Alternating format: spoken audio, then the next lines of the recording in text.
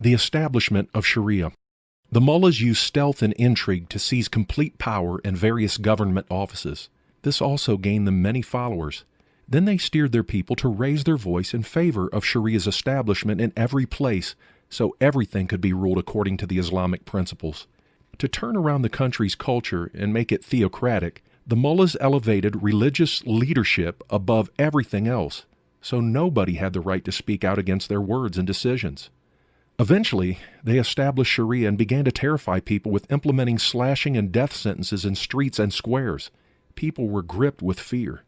Even leftists, who did not believe in any religion, started to bow down to the mullahs and act religious because of the unbearable persecutions. One of my old friends who held a high position in a significant government office told me that one day that he saw Mr. Hassan Tabari, a renowned Iranian communist leader, praying the Islamic daily prayer in a famous prison in Tehran. When the bubble of Islamic holy deception or taqiyya burst, many of our fellow citizens discovered that it was too late to fight the mullahs or stay away from them. People suddenly discovered that the path of vicious radicalism was set wider than any other way. They had to decide whether to side with the mullahs and live, or stay away and be deprived of everything or die. The fear of destruction overshadowed everyone. Not many dared to take a look at their situation and ask themselves how and in what way their decisions would shape their and their country's future life. They were not able to think strategically, but rather took refuge under the unethical wings of the mullahs and made the destruction of Iran their daily agenda. Many pro-democratic Iranians broke down morally and gave up courage because of the mullahs' ferocious use of terror. Some were gradually absorbed into the regime to avoid social and political deprivations. Furthermore, they started to say that they were wrong about the mullahs and had now found truth. Instead, they were working with them to uproot the remnants of Western culture in Iran. They themselves started to preach what they had once called a foolish doctrine, blaming supporters of democracy with words like Zionist, Western agent, etc., torturing us emotionally. Things changed shockingly for the worse. Even many of my friends who were once victims of dictatorship and loyal advocates of freedom joined the mullahs and functioned as the hands and legs of Islamic dictatorship, shooting their zeal for freedom in the foot. Some of these so-called champions of freedom undertook the role of spying for the mullahs, and others became persecutors of freedom fighters in prison. One of my humble followers was appointed as the head of the prison, viciously persecuting and torturing opponents. Many others also were enthralled by superstitious Islamic commands, which encouraged them to follow the mullahs blindly as Muhammad, the Prophet of Islam, had commanded.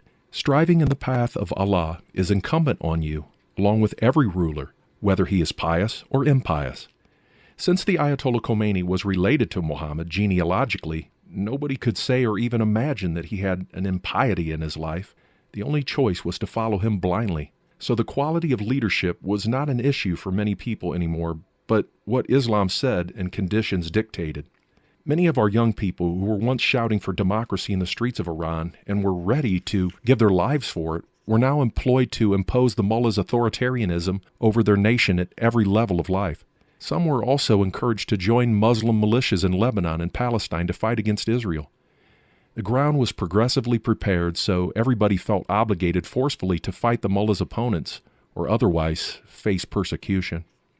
After the mullahs seized power, they also seized all pro-monarchists and Western businesses and forced the expatriates out. The country became disconnected from the outside world, although it was still dependent upon foreign products on many levels. It fell into a great economic recession. The economic depression also made many people needy and more vulnerable to the mullahs' influence. The mullahs started to blame the West, Israel, and the Democratic Front for the country's shortages. Nearly every day in the cities, the mullahs gathered their chanting followers in the streets to blame America and Israel for the problems of the country and show the opposition that they had the people's support. People in government offices, schools, and universities who received salaries from the government were forced to join the street propaganda meetings. The mullahs turned schools, universities, hospitals, and all public places into religious political centers. They Islamized every aspect of life. Their morality was low wherever they stepped foot because the words of the Quran says that the righteous followers of Allah had to act harshly. Fear shadowed the public. Close relatives and friends whispered in each other's ears, Devar mush darad, mush gush darad, which means the wall has a mouse. The mouse has ears. In other words, watch your tongue. Don't even trust your family members, since subtle deceptions are hard to distinguish. We therefore were no longer able to speak about our rights to anyone except to whisper in the ears of those few friends who still had secret courage and desired the rule of the mullahs to fade away. On the cultural front, life went downhill and thousands of younger people left their heritage and were absorbed into the Revolutionary Guard Sepa and to the correcting religious guard Basijis. These were established to Islamize the country and make sure that everybody lived according to Islamic principles. What was envisioned before the revolution as prosperity and creativity now became a lifestyle for many to persecute fellow citizens. These younger religious guards were led by the mullahs to torture and kill people in public places. They wanted to terrify people and extinguish any desire for opposition, thus gaining more power. The mullahs used economic downturn, unemployment, and poverty as a means to gain power and rule endlessly. Under the garment of morality, they did whatever they could in order to justify their violence in the name of Islamic rule and establish their despotism. People who cared for their culture and country started to think that their best days were left in the past, the kingdom of the Shah, but it was too late. The mullahs also used the widespread and traditional choice slogans of anti-Semitism as a strong weapon for misleading the masses. They wanted to establish themselves as the legitimate Islamic rulers who have authority from Allah to destroy Israel. Any opposition was marked with the demonized words of Jew or American and eventually crushed. The mullahs hated a Western-style freedom and patiently waited with their tyrannical principles for years until they could enslave us. Because of fear, people had to be ready to sing the song of "Down with America and Israel" any time the mullahs wanted protests in the streets. If a business did not close for protest, then the owner could be blamed with the words Zionist or Western spy. The mullahs created an atmosphere where everybody was pro-mullah, anti-America, and anti-Israel. The mullahs left us only two options: to rescue ourselves from their humiliations, discrimination, and attacks, or to surrender ourselves to their tyrannical leadership and join others in torturing opponents and our nation. A few opponents who struggled to stomach such an allegiance chose to be humiliated rather than humiliating others, but many joined the mullahs. It was a painful experience for me to see to what extent the courage of my democratically minded fellow citizens failed them and fell short of preserving their nation's rights and prestige. Worse yet, they who once showed intelligence and cried for freedom now chose to cast their votes for an oppressive regime and surrendered their birthright of freedom for their children and grandchildren in exchange for the mullah's favor. One of my followers was one of my persecutors when I was later taken to prison. Many others, like him, saw the mullah's bloodiest commands as legitimate and called their actions righteousness. Because of fear, people started to stay away from opponents of the regime. They did not want to risk their families. Under the authoritarian and self-centered Islamic government, our society's moral character diminished, and some got paid for persecuting others, causing people to forget that they needed to uphold and take care of each other. Because of this, our beautiful country fell into the hands of a power-thirsty sect which saw every other thing as secondary, including national coherence. The mullahs were living their best days. These religious tyrants followed the humiliating philosophy of Islam and made savvy use of proxy gangsters, criminals, and terrorists to handcuff people and push them further and further behind, truly impacting the country negatively for generations to come. The media also fell into the hands of the mullahs. They stopped reporting anything irrelevant to the mullahs and censored every idea that was contrary to their way of thinking. They were used as the most influential channels for authorizing Shari'a to dominate every area of life, allowing things which were once a disdain to Iranian culture. They loudly and proudly announced the bloodthirsty culture of Muhammad superior over Iranian culture. They wanted to eradicate national identity and dress with hostile Meccan culture. Sometimes they spoke in favor of Iranian identity, but such statements were only for public consumption. Blind obedience became the channel for the Ayatollah Khomeini to claim to be ruling in Muhammad's place. People believed him and forgot the pride of our nation that sheltered tolerance and protected the rights of everybody, no matter what race, religion, or color. They sadly poured their Persian identity under the feet of the Ayatollah and the mullahs, and offered up our beautiful country as a nest to terrorism. Now we hear and read that thousands of the children of those blinded fellows in Iran are protesting for freedom in the streets, and many get slaughtered by tyrannical mullahs every year. They bullied, humiliated, and destroyed our lives without thinking that the dictator mullahs would also destroy their own children in the future. I was often bullied and mocked by younger religious guards in the streets. I witnessed and experienced how these younger followers of the mullahs shouted catcalls and curses in the streets after humiliating us and fell over one another to cheer their victory. The most humiliating part was that some of these younger fellows were my own relatives. It is so sad to see that the children of the revolutionaries are suffering now from a regime to which their parents dedicated their lives. Before the revolution, we could not imagine that the day would come to our country when we would be humiliated by those who were claiming to be pro-democracy. The mullahs fought with us, claiming they wanted to end authoritarianism in Iran forever. However, their own regime became more despotic and unethical than the Shah's and any other regime since the dominance of Islam in Iran. We were shocked, confused, and frustrated. We felt crushed under the mullahs' subtle deceptions or Islamic taqiyya. Once we had strived for the Iranian dream, but then surrendered to despair and destruction. The pressures people faced were so great, and they stopped listening to our cries. The hostility of the mullahs towards Western investors led the country into economic crisis, slowing down manufacturing activity, causing job losses, escalating gas prices, and causing food shortages. People struggled just to live and had nothing left in them to care about the mullahs' destructive plans. The mullahs took over big businesses and made them governmental. They did not listen to experts, but appointed people at the top of the organization who did not have any organizational skills. Experts who did not agree with them were sacked and forced to leave the country. Blind obedience and allegiance surpassed the quality of work and life. As a result, the economy failed and the distribution of everything became subject to coupons. People had to wait hours and days in lines in order to get rice, eggs, and their other daily needs. The mullahs said that they would rather die in hunger than have a relationship with the West. They wished to seize the wealth of the West rather than growing wealth through a friendly relationship with them. Unemployment increased. The nation lost its purchasing power and started to suffer through all aspects of life.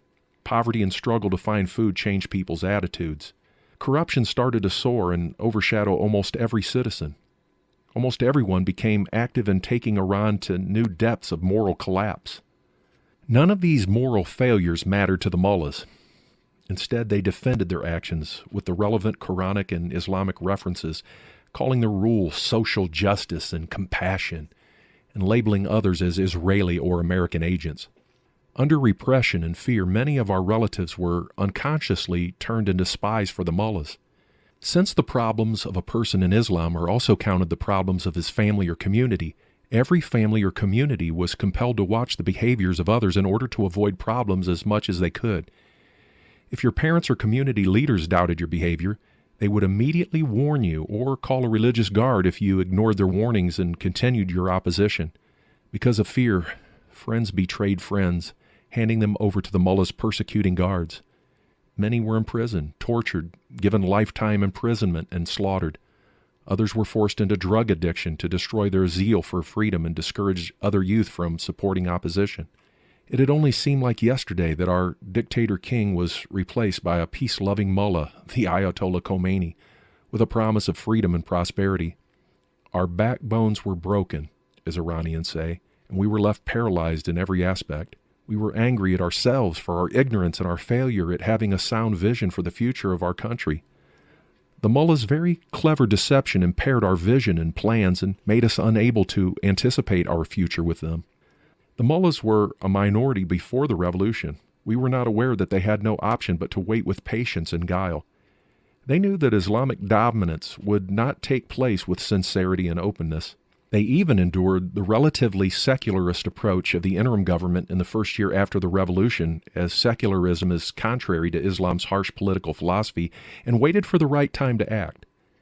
They sought for the right moment when hunting their prey. They waited and eventually succeeded. They did not lose their temper even when Dr. Bani Sadr, known as pro-Western by the mullahs, won the presidential election with 80% of the people's vote a year after the revolution.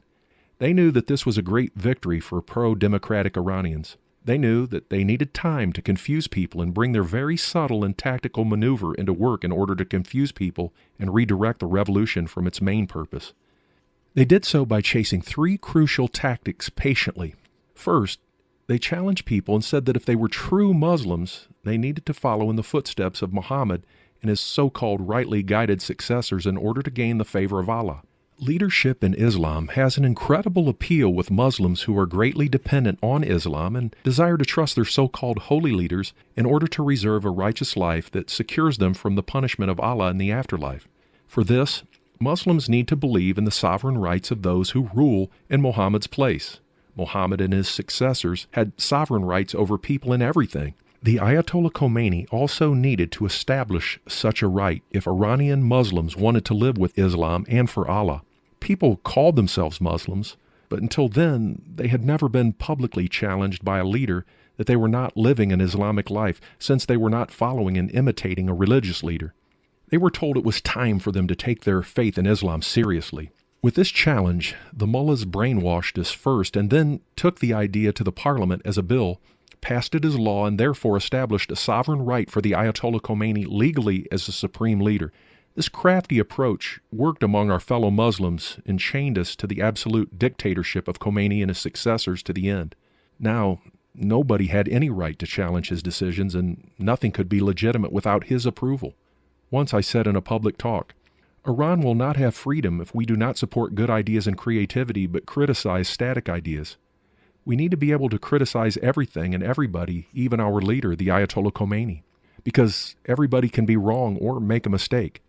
This was used as a reason for my death sentence, since mullahs believe that the Ayatollah Khomeini could never be wrong.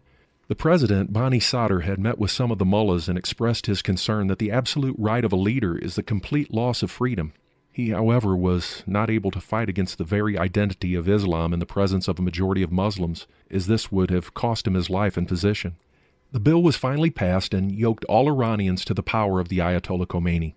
The mullah's second approach was to denigrate the plans of the democratic groups and characterize them as non-Islamic agents of the West, since they were using the word democracy, which was a construct of the West. They succeeded in this also, since the general mindset was already prepared against the West by the revolutionaries. The mullahs said that Iran did not need a Western-style democracy, but an Islamic-style democracy, in which people are only free to do what Islam commands. Freedom is for following Muhammad, but not for rejecting him. Their third approach was to put the sovereign right of the Ayatollah Khomeini into practice and deal with opposition according to the Shari'a, the law of Islam. It was after this that any opposition to the mullahs turned into an uphill battle and failure. It was at this point that President Bani Sadr was attacked by rockets. His presidency collapsed, and he had to run for his life. Of course, a fourth component was needed for the mullahs to protect them nationally and fulfill their mission internationally. The two branches of the Iranian version of Hezbollah, Sepah and Basijis, were created so that these armies could rescue them from any possible coup, similar to what happened in 1953 AD to the revolutionary Prime Minister of Iran, Dr. Mossadegh, and the coup that returned the Shah to power again. Because of this, the mullahs closely watched the officers of the General Army who were trained by the Shah and promoted only those officers who showed loyalty to the mullahs. The mullahs' second goal in establishing Hezbollah was to invade countries around Iran, destroying the rights of Western secularism and preparing Muslim nations to capture Israel. They wanted a Middle East without Israel and Western influence. In the meantime, the mullahs started to invest huge amounts of the country's wealth in Lebanon and Syria. They wanted to strengthen the Hezbollah to gain power in Lebanon and establish Iran as the number one enemy to Israel in the region. They began to employ everybody who came to them, especially younger people, to establish a stronger Hezbollah, or the Army of Allah, in Lebanon. All these elements show that the mullahs were the best organized group who had a plan to dominate Iran rapidly, even though they were in the minority. We were all shocked at how these minority mullahs captured the country in a short time after the revolution and were able to silence the majority.